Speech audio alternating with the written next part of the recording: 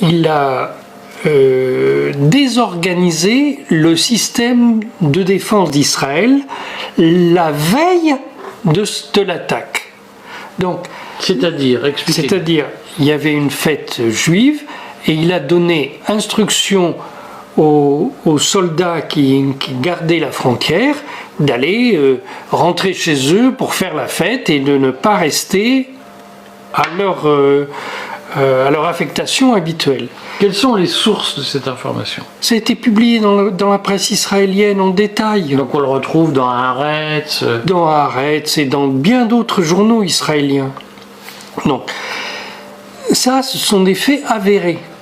Dans Haaretz même, on a expliqué comment ça s'est passé dans la nuit du 6 au 7.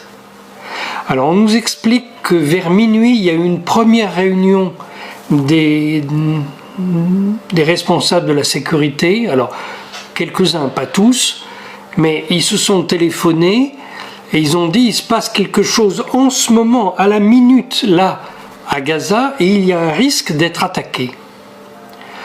Alors bon, ils ont discuté entre eux, puis bon, il y en a un qui a dit bon, du calme, on va voir, mais wait and see. Wait and see, voilà.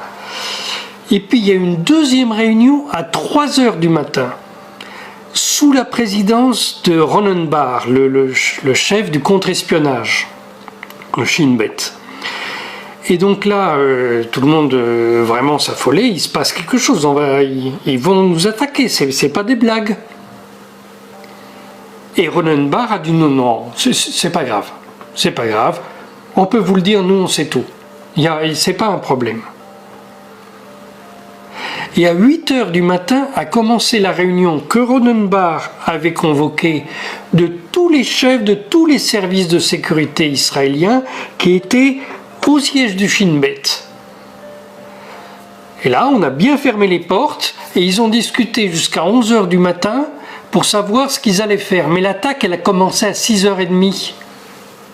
Donc, on a tous les chefs des services de sécurité qui sont enfermés dans une pièce de 8h à 11h du matin. Il faut m'expliquer ça. Donc, selon vous, ça signifie que, au fond, oui.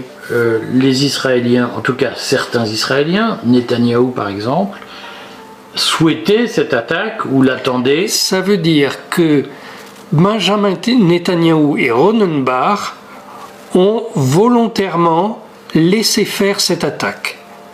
Ils ont découvert leur défense et ils ont laissé faire cette attaque.